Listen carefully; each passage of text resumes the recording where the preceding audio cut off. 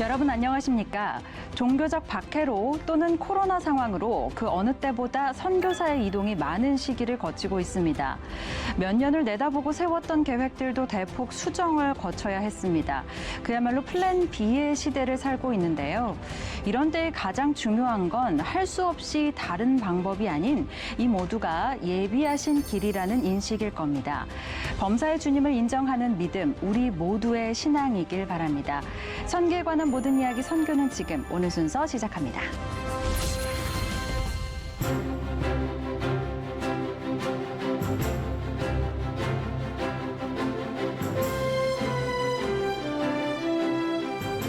네, 먼저 이 시간 저와 함께하는 두 분입니다. 김혜영 커넥트의 김혜영 선교사님 그리고 기독신문 노충원 기자님 나오셨습니다. 어서 오십시오. 안녕하세요. 안녕하세요. 네, 잘 지내셨죠, 반갑습니다. 두 분. 사실 오늘은 이런 질문을 좀 드려보고 싶습니다. 선교사님들 보면 요때는 이 말씀, 이 구절이 떠오른다. 또 이때는 이런 찬양이 떠오른다. 이런 게 꼭 있으시잖아요. 우리 두 분은 좀 어떠신지 궁금합니다. 저는 좀 이제 한 가지를 네. 깊이 좋아하는 스타일이 아니고요. 네. 네, 여러 가지를. 여러 가지를 좀 잡식성이어가지고. 네. 근데 이제 요즘에는 그 빌립보서 4장 6절, 7절 말씀. 네. 우리의 모든 것도 염려하지 말고 네, 오직 아무것도 기도와 염려하지 간구로. 말고, 네.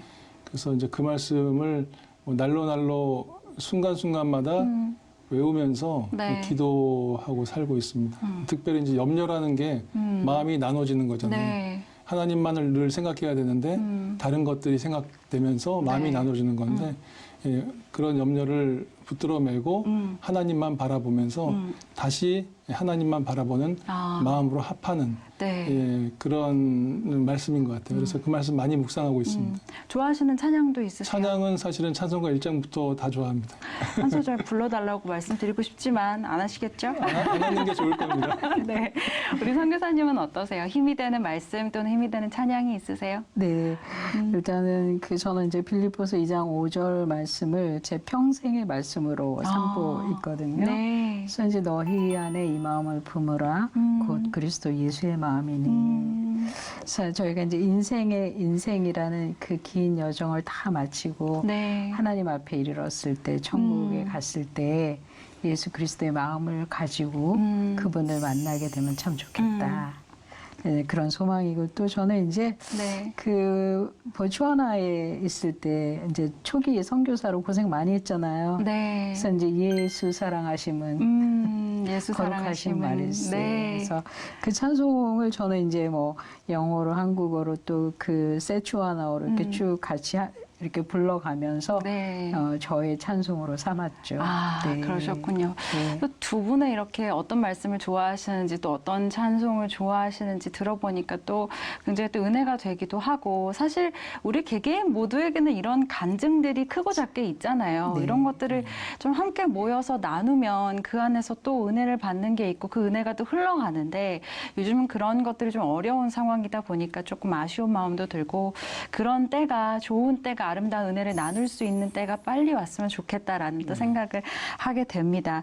자, 그렇다면 오늘 첫 번째 순서 시작해 보도록 하겠습니다. 사진 한 장으로 전하는 선교 이야기부터 만나보죠. 노충원 기자님 준비하셨죠? 네. 어쨌든 좀 이 시간을 통해서 제가 은혜를 많이 봤습니다. 네. 좋습니다. 이 시간이 아니면 평생 생각해 보지 않았을 네. 일일지도 모르겠습니다. 네. 그만큼 우리 어떤 선교나 이런 역사에 무관심한 것이 아닌가 생각하고 네. 예, 김윤식 선생님이신데 의사 선생님이시고 네. 숭실학교와 세브란스 의전을 졸업하신 네. 의사 선생님인데 대구 개성학교에서 이제 교사로 계셨는데 그 대구 제1교회에 이제 박상순 목사님이 네. 이제 1918년에 그 산동성으로 선교를 가시면서 같이 가자 이제 이렇게 해서 따라간 이제 의료 선교사죠. 근데 이제 저분 자료에 보면은 자기 아버지한테 이제 물었답니다. 이제 몇째신지 모르겠지만 아들이 의사인데 네. 그 다 때려치우고 선교지로 간다고 그러니까 하니까. 아버지한테 물었는데 아버지가 여기서 이렇게 사는 것보다 선교지에서 헌신하는 게 좋으니 가라라고 허락해 주셨다고 하더라고요. 그래서 이제 산동 선교가 이제 우리가 지난번에 1차 년도가 1912년에 네. 네, 박태로 선교사님 등 세 분이 이제 가셨었는데 네. 그 이후로 이제 1917년, 18년, 21년 이제 계속 선교사를 파송을 하시는데 저분은 이제 어떻게 보면 거의 최초의 의료 선교사로서 가셨고 가서서도 자비량으로 이제 사역하셨던 훌륭하신 분이십니다. 네네. 아니 평신도로 또 의사 네. 선교사가 돼서 참여했다는 것은 당시의 선교의 내용에서도 정말 많은 변화가 있었을 것 같아요. 그러니까 이제 아까도 말씀드렸지만 저분이 이제 라이앙에 가셔서 산동에 가셔서 계림 의원을 지었는데 개인 비용으로 셋집을 임대해서 거기서 네. 진료를 했고 나중에는 이제 1년에 한 6천 명 정도 환자를 돌볼 정도였고 네. 그 지역에서는 이제 서양 의학으로 이제 어떤 치료를 받을 수 있는 유일한 병원이었다고 하더라고요. 그러니까 이제 1885년에 알렌 선교사가 우리나라에 들어왔는데 이제 그 양반이 의사였잖아요. 예, 그랬는데 이제 34년 만에 우리나라가 정식 선교사 파송이 아니었고 평신도이기 때문에 아마 어려움이 많았을 거라고 보이지만 네. 예, 의료 선교사가 우리나라 들어와서 일했던 것을 기념으로 할 때 네. 34년 만에 우리나라도 의료 선교사를 보낼 수 있었다 하는 것들이 좀 의미가 있고 그다음에 이제 우리가 선교사님들이 오셨을 때 교육과 선교, 교육과 의료가 그 두 개의 축이었잖아요. 네. 그러면 이제 우리나라 초창기 선교는 이제 동포들에게 한 것이지만 어쨌든 교육과 또 이제 김윤식 선교사님 같은 의사 선생님 가심으로 인해서 그런 중요한 축을 또 형성할 수 있었던 거죠.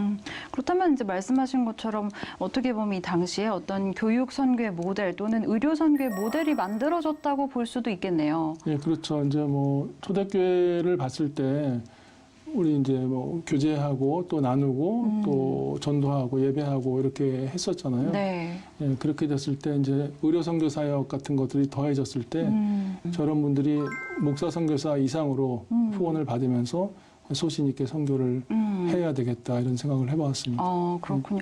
어떻게 보면 정말 우리 노 기자님 말씀하신 것처럼 평신도 선교사에 대한 초기의 기록은 거의 없겠다라는 생각도 들고요. 어떻게 보면 이름도 없이 빛도 없이 헌신하셨던 평신도 선교사님들이 있다는 것 또한 우리가 좀 기억해야 할 부분이지 않을까. 그러니까 네. 정식 교단이나 이런데 파송된 선교사가 아니니까 네. 예, 지금도 사실은 그 선교사님들 중에서 평신도 선교사들이 이제 교단 선교부 파송받기가 쉽지 않죠. 그렇죠. 네. 그런 상황 속에서도 어떻게 보면 정말 하나님을 위해서 네. 하나님의 일을 하기 위해서 가신 분들이니까요. 오늘은 김윤식 선교사님, 어떤 평신도 선교사님의 모습을 만나봤고요. 우리 김혜영 선교사님 어떤 사진 준비하셨나요? 네, 아마 저 사진을 보시면은 네. 와 그거네라고 오. 아마 바로 알아보실 것 같은데요. 네네. 예, 1989년 그 지금부터 32년 전 11월 9일이 네. 바로 이 베를린 장벽이 무너진 날입니다. 네, 독일에. 네. 네, 그때 사람들이 몰려가서 장벽 위에서 지금 다 몰려있는 사진인데요. 이때 뉴스가 정말 생생했는데 벌써 30년이 지났습니다. 그러니까요. 네, 정말 믿어지지 않을 정도인데 이렇게 저 베를린 장벽이 무너진 저 사건은 동유럽의 공산권의 그 구소련의 붕괴가 되는 네. 그런 상징이 있고 동구권이 몰락하는 그 상징도 있고 네. 또 한편 그 무너진 자리에 복음이 들어가는 계기가 되는 사건이 되었다라는 것입니다. 그렇군요. 지금 말씀하신 대로 이제 89년에 베를린 장벽이 무너지고 그 이듬해 이제 독일이 통일이 됐죠. 그렇죠.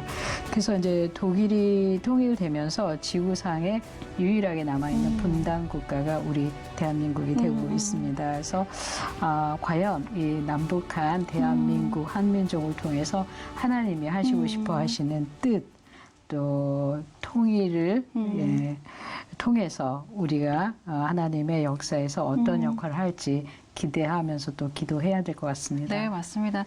사실 이렇게 베를린 장벽이 무너지는 어떤 그 역사 속의 장면, 그러니까 사진이나 영상들을 보게 되면 역으로 우리나라의 현실을 생각할 수밖에 없는 게 우리나라 대한민국 국민이라면 누구나 그 마음인 것 같아요. 어떻게 보면 이 통일이라는 과제도 지금 이 시대에 하나님께서 우리 기독교인들에게 주신 사명 중에 하나가 아닐까. 그 사명을 위해서도 좀 많이 기도해야겠다는 생각을 해봅니다. 자, 좋습니다. 사진으로 만나는 우리 선교 현장 영상 함께 봤고요. 이번에는 세계 곳곳에서 하나님 나라를 꿈꾸며 기도하는 선교지 현장을 만나보는 시간 갖도록 하겠습니다. 오늘은 폴란드로 가보겠습니다.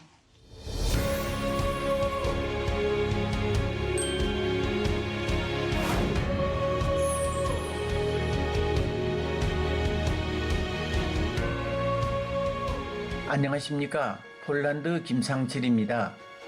오늘 저는 아주 특별한 친구를 만나러 갑니다.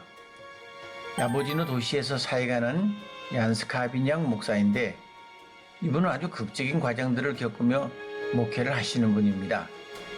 얀 목사는 처음 직업이 광부였는데 사고를 겪어 조기 퇴직을 한 후 목회를 하게 되었습니다. 1995년 한쪽 벽이 서로 붙어있는 쌍둥이 가정집 2채를 사들여 교회를 개척하였습니다.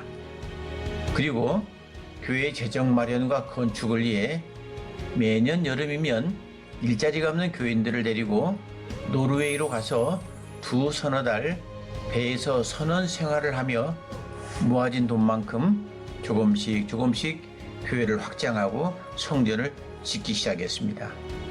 이렇게 한 땀 한 땀 헌신하며 세워나간 교회가 오늘 방문하는 야보지노의 베델교회입니다.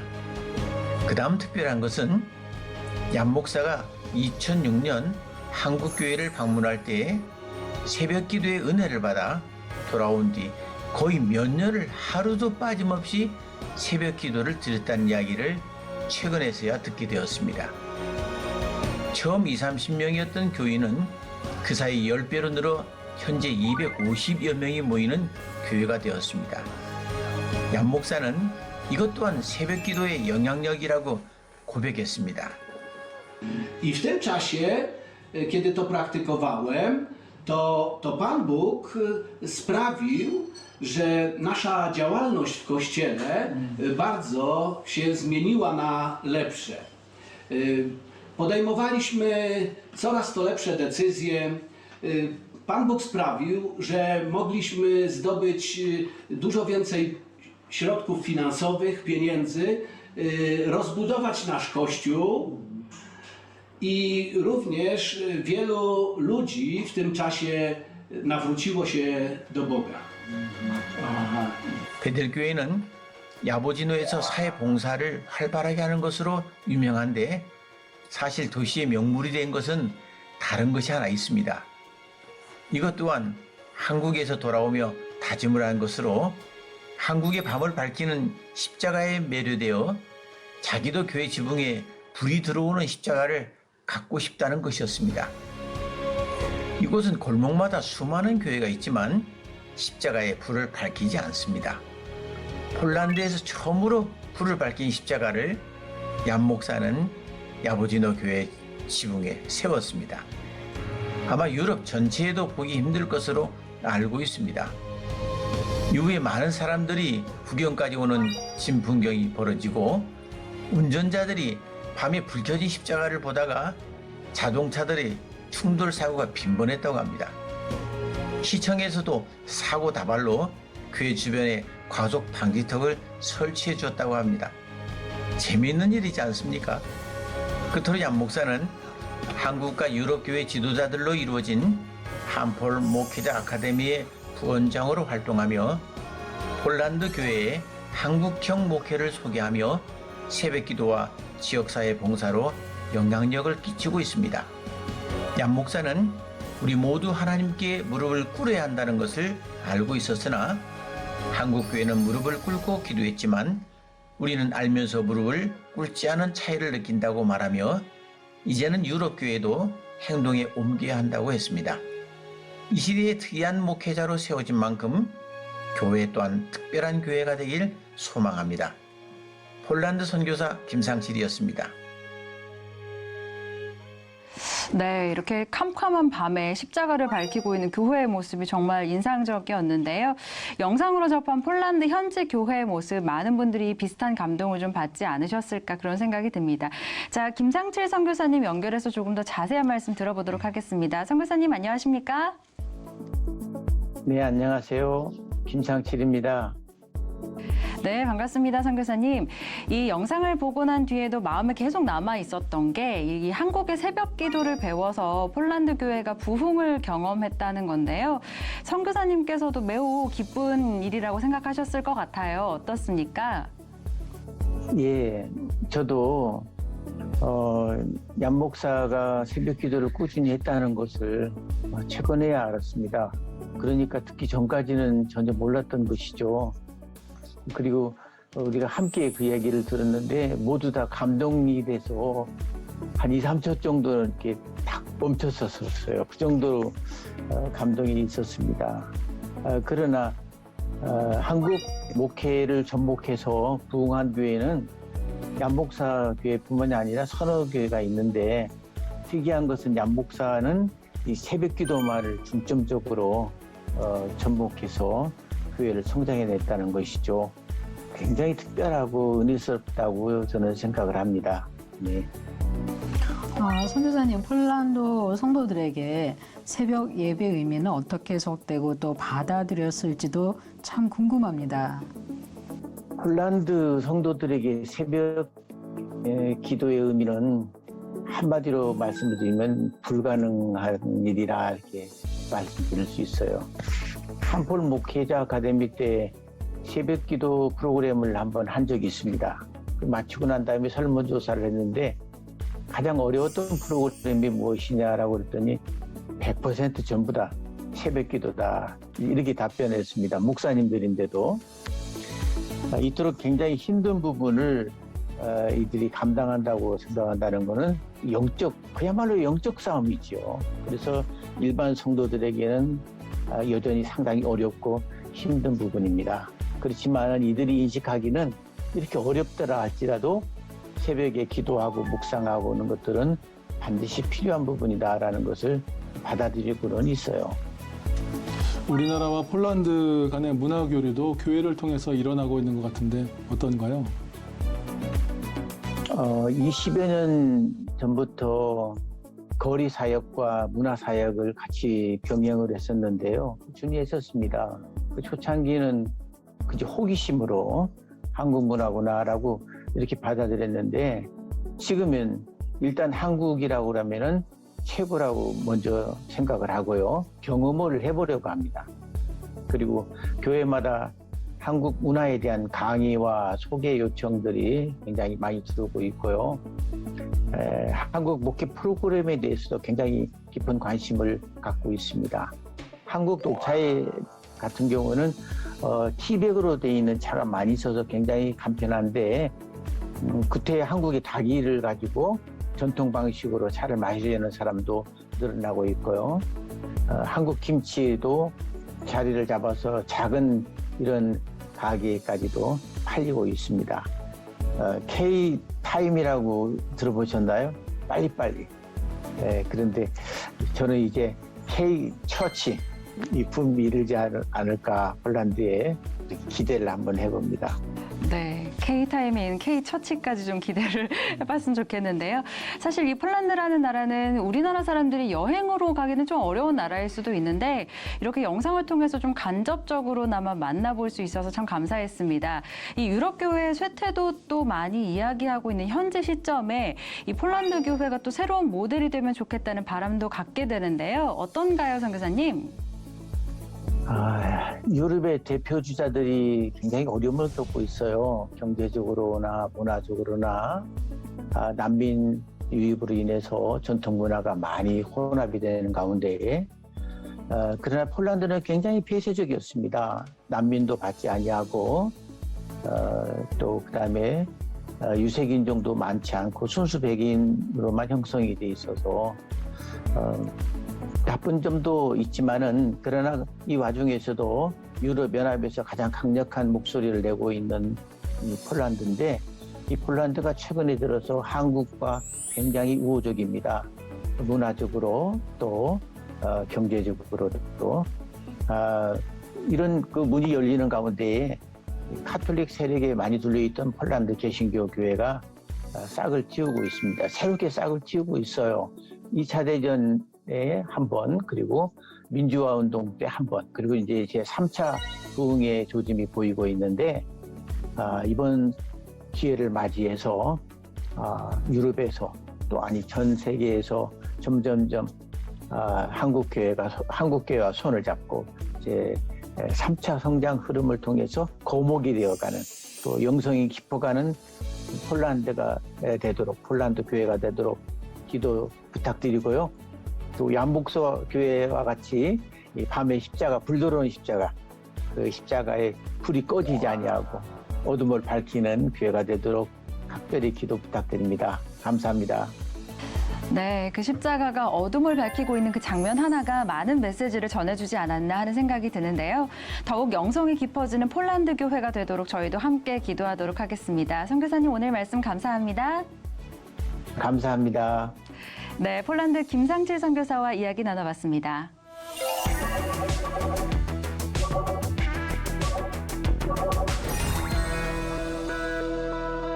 신앙은 하나님 앞에 철저히 단독자로 서야 하죠. 이 부모님의 믿음, 가족의 신앙이 내 것이 될 수 없습니다. 목회자, 선교사의 자녀라고 해도 예외일 수 없는데요. 믿음은 학습이 아니라 경험이기 때문입니다. 이런 거듭남의 경험을 통해서 새롭게 사역자로 세워져가는 선교사 자녀들이 있습니다. 오늘은 그중에 한 명, 배유신 전도사를 우리 제작진이 만나고 왔습니다.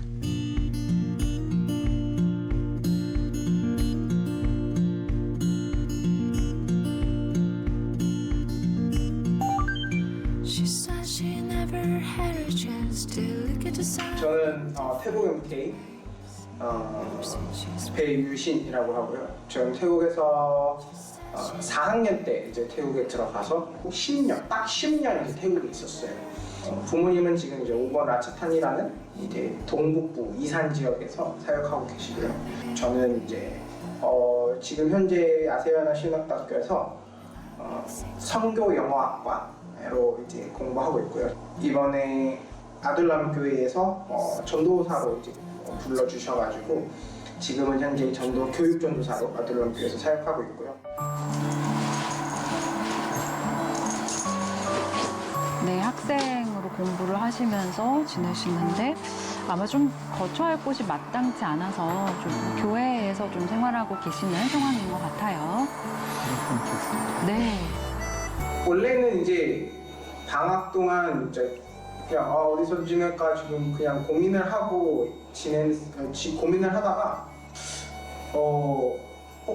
혹시 우리 교회한테 한번 물어보면은 뭔가 해주실 수 있으려나라는 그냥 생각에 목사님께 한번 딱 여쭤봤는데 너무나도 흔쾌히 그래 교회에서 지내라고 말씀해 주셔가지고 되게 감사하게도 이제 그때 저번 방학부터 계속 교회에서 사역한 것 같아요.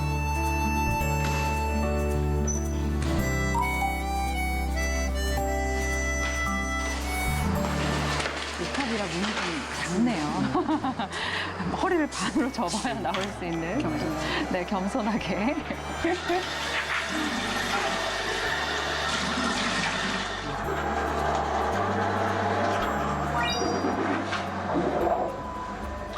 너무 익숙합니다.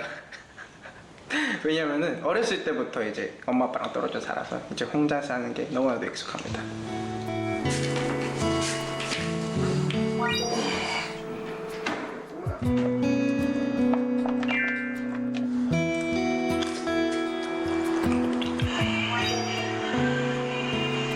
살아남는 데 있어 생존 본능은 MK들이 되게 세거든요. 그래가지고 이렇게 한국에 와서도 처음에 조금 몇 년 힘들다가 결국에는 적응을 해서 이제 잘 버무려지는 그런 것 같습니다.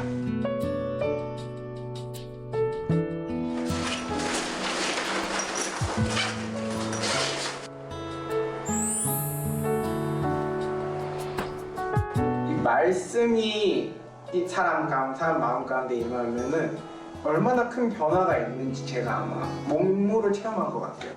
되게 때때에 맞게 이 삶의 대처법을 큐티를 통해서 알려주시는 거예요. 이게 정말 말씀의 큐티의 힘이구나.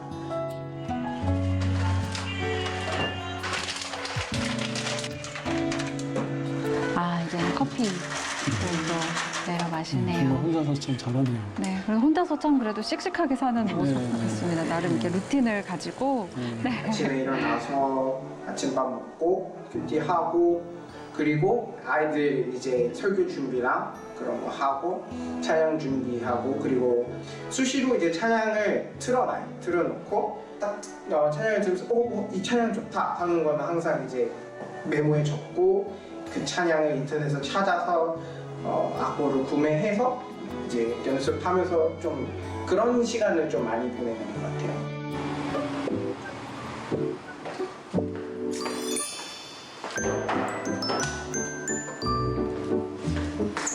노래 부르면서 곳곳을 또 돌아보기도 하고.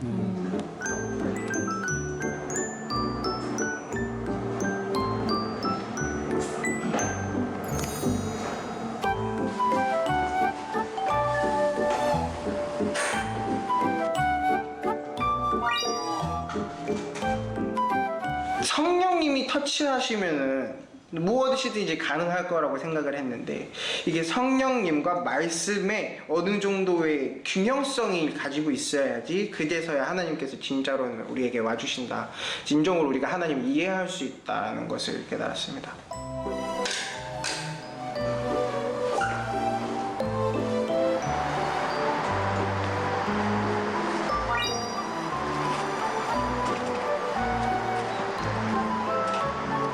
어디 외출을 하네요. 지하철을 타고 학교에 가는 거겠죠? 아무래도. 네.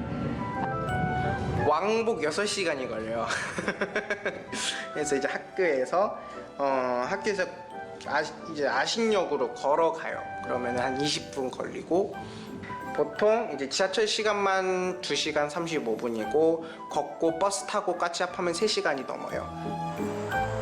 쉽지 않은데. 아신역에 내려서 가로질러서 걸어가야 되니까 버스 타기도 힘들고.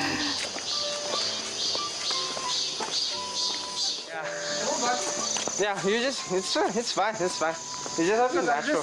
Did you bring your phone? Yeah, I'm just staying the dome. Alien card. No, they can't go in. It's under Suwon. 야.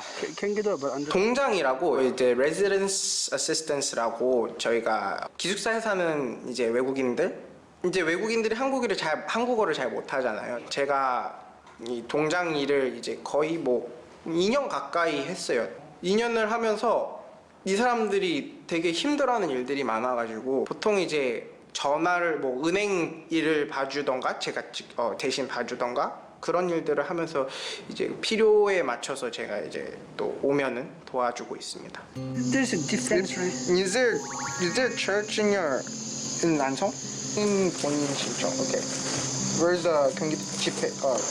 Just came. 선교사 자녀는 연계국어라고 하는데 생활하고 의사소통하는 데는 이제 또 선교사 자녀만큼 잘하는 사람들이 없거든요. 그래서 영어로 듣고 한국어로 바로 번역이 되니까는 그게 정말 이 사람들을 도울 수 있는 메리트의 하나였어요.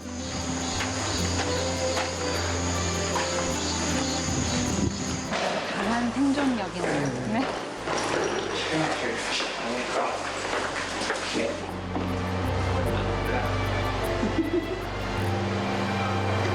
수업을 듣는 모습이네요. 요즘 소리 듣는 모습은 아무리 봐도 좀 생소한 것 같아요. 네. 주위에서 다 같이 하시는 말씀이 사회복지 하면 넌 진짜 잘할 것 같다 라고 말씀을 하셔가지고 이 학교에 성교문화복지학과로 재학을 했는데 공부하고 하다 보니까는 내가 생각한 복지랑은 너무나도 아닌 거예요. 그래가지고 일단 대학 먼저 졸업하자라는 그런 생각으로 선교영어학과로 전과를 했는데 의외로 또 그 선교 과목을 들으면서 많은 비전들과 또 목회 지식들 좀 알아가고 배워가고 있는 것 같습니다.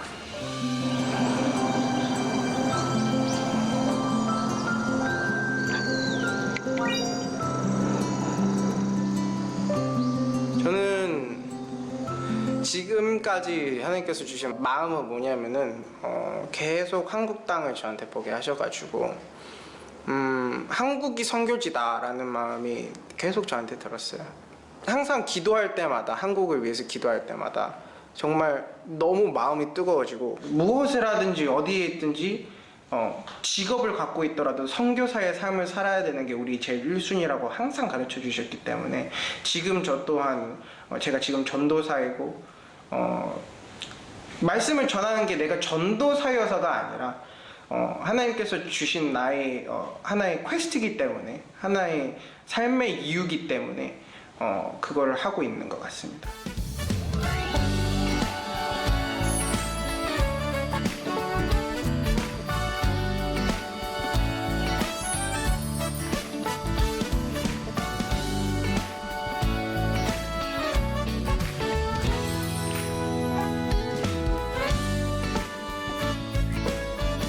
계속 넘어지고 계속 죄에 빠지고 해도 괜찮아. 그래. 왜냐면 인간이니까. 사람이라서 어쩔 수가 없어. 그런데 예배하는 것을 잊지 말고 하나님 붙드는 걸 잊지 않았으면 좋겠어. 그래서 매일매일 그렇게 꺾이고 다시 가고 또 꺾이고 반복하면서 성장하는 거니까, 또 힘들면은 또 어디 나눌 데 없다. 그러면 010-4413-1028로 전화를 줘. 그러면 내가 밥이라도 사줄게. 화이팅.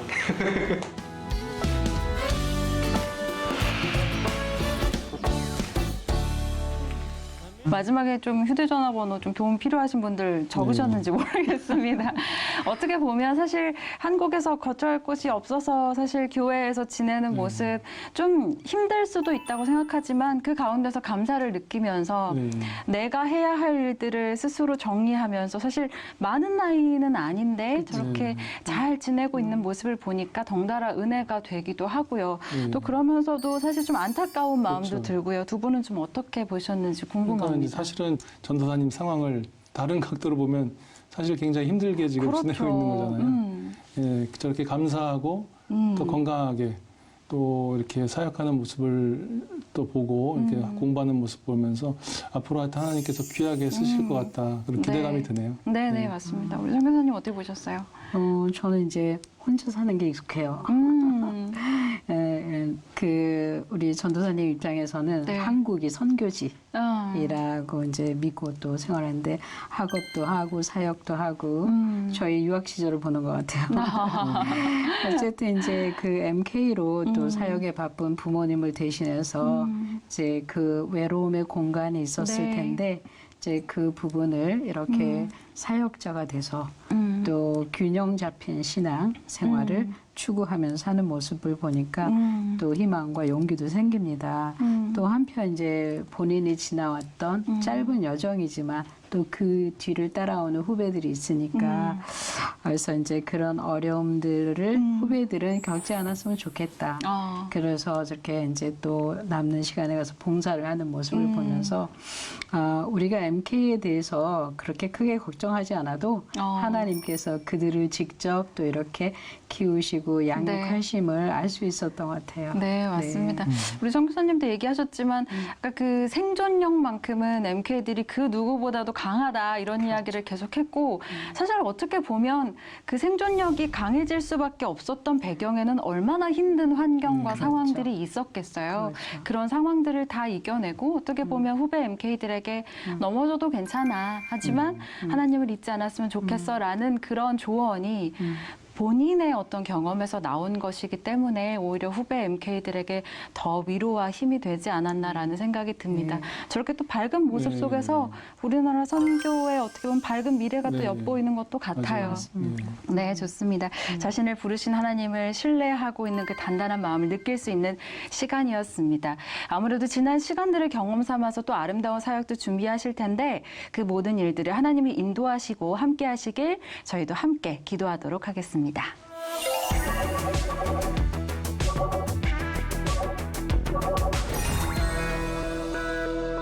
네, 매주 이 시간 하나님 나라 확장을 위해 다양한 모양으로 선교에 헌신하고 있는 분들을 만나고 있습니다.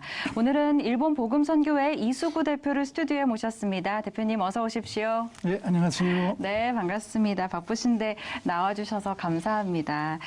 먼저 오랜 시간 어떻게 보면 일본 전문 선교사를 파송하신 것으로 저희가 알고 있는데요. 먼저 일본 복음선교회에 대해서 소개를 좀 해주시면 좋겠습니다. 예, 일본 복음 선교회는 한국 자생 선교단체입니다. 자생이라는 말은 아시는 것처럼 예, 한국에서 이렇게 스스로 태어난 네. 예, 그런 단체인데 1990년대 선교가 막 이렇게 일어나기 시작할 때 그때 일본어로 성경 공부를 하던 그런 몇몇 젊은 사람들이 시작을 했는데 그것이 점점점 선교로 이제 단기 선교로 이어지고 네. 또 그러면서 일본을 가면서 더 선교를 좀 조직화하고 또 체계화하면 좋겠다 그런 생각들을 가지면서 네. 점점점 이렇게 선교 단체로 네. 발전하게 됐죠. 네, 그럼 지금 규모가 어느 정도 되는 건가요? 지금은 선교사가 100여 명. 우리 선교 단체는 감사한 것 중에 하나가 네.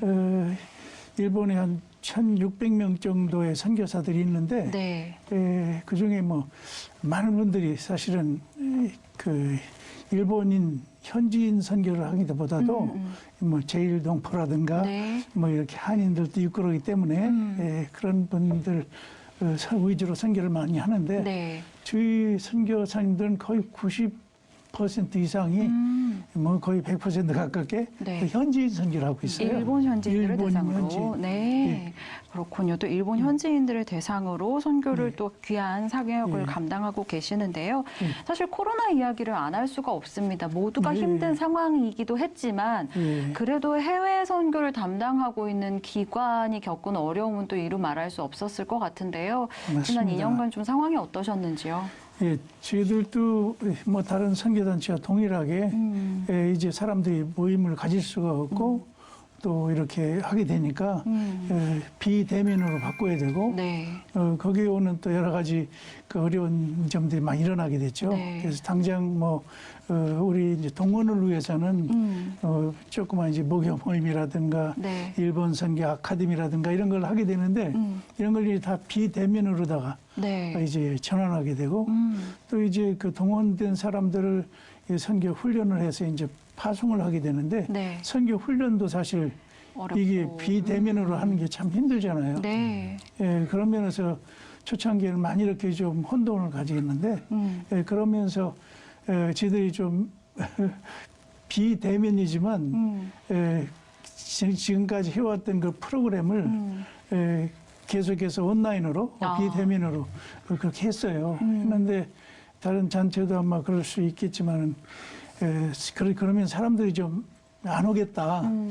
선교 훈련 받으러 신청하는 사람 좀 적겠다. 네. 그렇게 생각을 했는데 오히려 사람들이 더 많이 이렇게 오게 돼서 대면으로 할 코비가 일어나기 전 단계보다 좀 더 많이 이렇게 모이고 있어요. 네네. 그래서 그런 점 볼 때 얼마나 감사한지 모르고 예, 그보다도 더 조금 좀 어려운 점이 하나 있다면 네. 지금 이제 한일 간에 어려운 문제가 있잖아요. 네네. 그런 것으로 인해서 영향을 참 많이 받아요. 네. 그래서 그런 것 때문에 좀 더 플러스 알파로 네. 좀 고통의 시간을 갖고 있죠. 네. 코로나 상황에 또 정치적인 상황까지 그렇지. 더해지면서 좀 쉽지 않은 그런 상황에 계시겠네요. 네. 일본에 계신 선교사님들이 주로 사역하시는 지역은 어떤 곳이고 또 어떤 사역들을 좀 하시는지요? 일본 저희들 그 선교사님들은 일본이 좀 이렇게 길잖아요. 홋카이도부터 오키나와까지 긴데 저희 선교사님들은 오키나와를 뺀 북해도에서 이 큐슈까지 전 지역에 선교를 하고 계세요. 그러면서 주로 일본 신학교에서를 졸업하고 일본 교단에 소속됐다든가 아니면 또 한국에서 파송된다 할지라도 우리는 계속해서 현지인 선교를 우리가 포커스를 뒀기 때문에 그런 교회 개척사역 아니면 일본 교회와 협력사역 그리고 몇 분 가운데는 또 전문인 사역도 하고 있어요. 그래서 이제 대학에서 캠퍼스에서 가르치시면서 네. 그러면서 이렇게 또 선교하신 분도 있고 그러면서 이제 초교파적으로 전체 모든 교파를 초월해서 그래서 선교를 지금 하고 있습니다. 굉장히 다양한 영역에서 또 사역을 예. 진행하고 계시네요. 근데 사실 일본 선교하면은 또 일본이 우리나라 또 가까운 나라이기도 한데 일본 선교하면 좀 특히나 좀 선교가 어려운 곳이다 이렇게 생각하시는 분들이 많은 것 같아요. 우리 대표님께서는 일본에서만 25년을 섬기셨다고 들었는데 사실 그렇다 보니까 일본 선교의 필요성 또 중요성에 대해서 그 누구보다도 피부로 느끼셨을 것 같은데 어떻습니까? 맞습니다. 일본 제가 이제 전 북해도에서 저 삿포로라는 곳에서 네. 25년을 지냈는데 네. 그러면서 이제 외적으로 이렇게 느끼는 거는 벌써 바퀴를 나가면은 거의 다 뭐 신도의 그 뭡니까 절이라든가 네네. 아니면 불교의 절 이런 것들이 그냥 뭐 수없이 이렇게 보이죠. 네. 아마 여행을 하다 보면 그런 걸 많이 이제 네. 경험하신 분들도 많이 있죠. 왜냐하면은 뭐 일본 전체적으로 일본 교회가 8,000교회, 개신교가 8,000교회 되는데 너무 규모가 적어요. 그러다 보니까 뭐 평균 인원이 한 25명 정도가 모이는데 네. 그러다 보니까 건물도 없는 데가 있고 또 십자가도 잘 걸어놓지 않고 이러다 보니까 뭐 거의 존재감을 못 느끼죠. 그런데 이제 이 신도라든가 불교는 8,000이 아니라 8만 개를 가지고 있어요. 각각. 네. 신도가 8만, 그리고 불교가 8만. 그래도 큰 절과 이런 이 템플을 가지고 있으니까 이 존재감이라는 게 있잖아요. 그렇죠. 그러니까 그런 것만 봐도 크리스천들은 주눅들죠. 그렇죠. 그러면서 참 이렇게 흑암 속에 있는 것 같은 그런 느낌, 네. 종교적으로 네. 그런 느낌이 들고 네. 대외적으로는 그리고 또 대내적으로도 교회가 이제 양쪽으로도 너무 작은 것도 있지만 네. 또 일본 우리 국민성을 보더라도 좀 이렇게 좋게 말하면 여성적이라고 그럴까? 이렇게 좀 그러다 보니까 이게 적극적으로 전도를 한다든가 적극적으로 이렇게 뭘 진취적으로 한다든가 이런다기보다도 실패하면 안 된다. 남들한테 피해 주면 안 된다. 이런 어떤 그 국민 의식이 있으니까 네, 네. 이렇게 아주 열심히 전도를 한다든가 이런 것이 좀 적죠. 네, 네. 그런 걸 볼 때 좀 안타깝다 하는 생각이 늘 했죠. 네, 아무래도 분위기도 그렇고 어떤 국민성이나 이런 것으로 볼 때 적극적으로 이렇게 복음의 씨앗을 심을 수 있는 그런 상황들이 좀 마련되지 않는 그런 상황 속에 있는 거죠. 그렇다면 복음화율에는 좀 변화가 있나요? 저희가 알기로는 일본 복음화율이 1%도 안 되는 것으로 좀 알고 있는데. 네, 맞습니다. 네. 사실 우리나라의 첫 번째 왔던 언더우드라든가 아펜젤라도 일본을 통해서 왔었죠. 그렇기 때문에 거의 우리나라보다 30년을 먼저 160명이 됐잖아요. 그럼에도 불구하고 지금 1%가 안 돼요. 정확하게 말하면 이제 0.44%. 여전히. 네. 1억 2,700만 중에서 50만, 60만 많게 잡아도 네. 그런 크리스천 숫자를 갖다 보니까 아주 열악하죠. 네. 그렇군요. 아까 왜 정치적으로도 좀 어려움이 있다 그랬는데 한국하고 일본은 이제 역사적으로도 많은 그 아픔의 기억이 또 이렇게 이어지고 있잖아요. 그러다 보니까 선교 과정에서도 이런 부분들이 영향을 줄 것 같아요. 그런 면에서 일본 선교는 어느 선교 방법이나 전략하고는 또 다른 차별적인 또 다른 차원의 접근이 필요할 것 같은데 어떤 것들이 있으신지요? 그래요. 일본은 지금 이제 아까 좀 전에 말씀드렸다시피 개신교가 이제 160년의 역사를 가지고 있는데도 불구하고 지금 1%라는 벽을 뛰어넘지 못하거든요. 그러니까 일본 스타일로 지금까지 쭉 해왔지만 어떻게 보면 진보가 없다. 그렇다면 왜 이런 것이 이런 현상이 일어났을까? 대부분 뭐 종교를 연구하신 분들도 그렇고 그 일본의 문화를 연구하신 분들이 일본은 어떤 종교를 갖든지 그 습합 신도를 받아들여서 종교를 받아들여서 일본화를 만들고 또 불교도 들어와서 불교가 그대로 되는 것이 아니라 일본화를 만든 거죠. 그러니까 그런 입장에서 기독교도 들어가면은 일본화를 만들죠. 예를 든다면 일본 사람들은 가장 중요한 것이 누구한테 싫은 거, 민폐하는 거, 이건 뭐 아주 나쁜 거거든요. 전도하는 것은 사람들이 싫어하잖아요. 그러니까 민폐이기 때문에 보통 상식이 있는 사람들은 잘 안 하죠. 이런 것이 바로 일본 문화를 뛰어넘지 못하니까 이제 전도가 그렇게 되지 않는다는 참기 마음이 아프죠. 그렇기 때문에 저는 참 이런 걸 볼 때마다 참 이런 그 세계관 변화를 좀 일으켜야 되는데 그런 면에 있어서 좀 일본 크리스찬들이 좀 어떤 면에 있어서 그 강한 어떤 주님의 제자로서 일본 문화를 선택할 것인가 성경 문화를 선택할 것인가 이런 속에 정말 잘 변화될 수 있도록 그런 가르침과 훈련과 이런 것이 필요하지 않나 생각이 들어요. 그렇군요.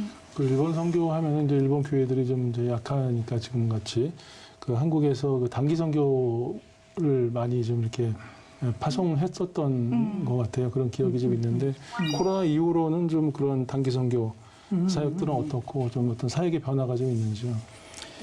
그래서 코로나가 전에는 그래도 간간히 이렇게 많이들 가기도 하고 관광도 가고 그러니까 일본하고 많이 이렇게 좀 가깝게 이런 일을 교회도 방문하면서 했죠. 하지만 이제 코로나가 있고 플러스 또 정치적인 또 그 혹한 일을 이제 하다 보니까 그런 것이 이제 거의 단절이 되다 보니까 그런 것이 참 지금은 거의 이루어지지 못하죠. 그래서 저희들 같은 경우는 그런 이제 와중에도 계속해서 일본 교회와 협력하는 게 중요하기 때문에 일본 그 신학교, 일본의 가장 정치적인 인가된 학교가 하나뿐이 없습니다만 동경 크리스천 유니버시티 이런 대학과 그 선교 협약을 맺는다든가 일본 장로교회 그렇게 큰 교단은 아닙니다만 선교 협약을 맺는다든가 하면서 좀 이 코비드가 지난 후에 좀 더 이렇게 견고하게 한일 간에 협력을 하기 위해서 그런 것들을 좀 이제 원격 공고하게 좀 지금 그런 것들을 하고 있습니다. 뿐만 아니라 막 그런 그 여러 가지 어려움이 있지만은 또 그 코비드 시대에 들어서 또 이 줌이라는 게 발달됐잖아요. 그러니까 이제 공간을 초월하니까 그러니까 일본에서 좋은 어떤 목사님들 아니면 좋은 그 교사들 이런 분들을 우리 그 강사로 일본에서 이렇게 이제 부탁을 드리니까 여기에서 훈련을 온다든가 여기서 또 일본어를 공부하고 싶은 그 젊은 대학생들이라든가 이런 사람들을 우리가 이제 그 리크루트 해가지고 거기에서 현지에서 이렇게 직접 강의도 하고 또 이렇게 하니까 무지무지 사람들이 좋아해요. 그래서 이번에도 선교 훈련을 이제 받는데 큰 선교단체도 선교 훈련한다고 안 와요, 지금. 그런데 우리는 30명이 왔는데, 여기 5명 정도 이렇게 탈락을 시키고, 지금 25명이 3개월 동안 훈련을 받거든요. 그런데 참 좋아요. 그 중에 하나가 일본에서 일본 강사님이 좀 전에 얘기했던 TCU 학장님들 다음 주에 우리 강의를 하시는데, 일본에서 하시죠? 이 강의하면 우리는 듣고, 생동감도 있고 얼마나 좋아요. 그래서 참 좋습니다. 근데 사실 이 선교라는 것이 하나님의 일이기 때문에 어렵고 힘든 순간들도 분명 있지만 결국에 남는 것은 은혜와 감사뿐인 것 같다는 그런 생각도 하게 됩니다. 자, 이제 앞으로가 더욱 중요할 텐데요. 일본 복음 선교의 앞으로 비전 그리고 기도 제목을 마지막으로 좀 나눠주시면 어떨까요? 예, 우리 일본 복음 선교회는 일본에 가서 이렇게 성공하려는 그런 단체는 아니죠. 뭐 다 그렇지만은 정말 이 무너진 그 일본 교회들 지금 사실 일본 교회는 8,000여 교회가 있는데 한 1000교회 중에 1000에서 1500교회가 무목 아니면 곧 무목이 될 교회들이에요. 15%가. 그러다 보니까 그리고 뿐만 아니라 점점점 이 노령화가 되니까 교육자가 없는 교회가 가속화적으로 없게 되고 그러면서 젊은이들은 점점점 교회에 없기 때문에 이제 뭐 그대로 문을 닫아야 되는 아마 5년, 10년이면 반 이상이 문을 닫지 않나 이 상태로 간다면 그리고 있는 교회들마저 반 이상이 자립이 안 된 미자립 교회죠. 그러다 보니까 참 소망이 없죠. 어떻게 보면. 그래서 우리가 참 중요한 거는 우리 일본 복음선교회가 이 일본 교회와 함께 협력을 하면서 이 교회가 다시 한번 활성화될 수 있도록 불타오를 수 있도록 지금 일본 교회는 건물들은 많아요. 하지만 그게 목회할 그 사람이 없죠. 그렇기 때문에 그런 교회가 다시 이렇게 활성화가 된다면 얼마나 좋을까. 그런 비전과 그리고 일본 교역자들이 안 가는 곳이 많아요. 어촌이라든가 이런 데는 교회 예쁜 교회당이 있는데도 아무도 없어요. 그래서 그런 곳에 우리 잘 좀 훈련된 헌신된 우리 선교사님들이 그저 빚도 없이 가서 섬길 수 있는 그런 헌신된 인재들이 좀 많이 나오도록 그렇게 기대하고 기도하고 그렇게 지금 하고 있습니다. 네, 좋습니다. 사실 일본은 여러모로 우리에게 사실은 좀 특별한 나라이잖아요. 그래도 여전히 복음화율이 0.4%밖에 되지 않는다는 점을 감안한다면 우리가 조금 더 일본 복음화를 위해서 또 일본의 어떤 목회자가 없고 계속 노령화되는 그런 상황들을 위해서 저희도 하나님의 도우심이 있기를 함께 좀 기도해야겠다라는 생각이 들었습니다. 자, 지금까지 일본 복음선교회 이수고 대표와 이야기 나눠봤습니다. 오늘 말씀 감사합니다. 감사합니다. 고맙습니다.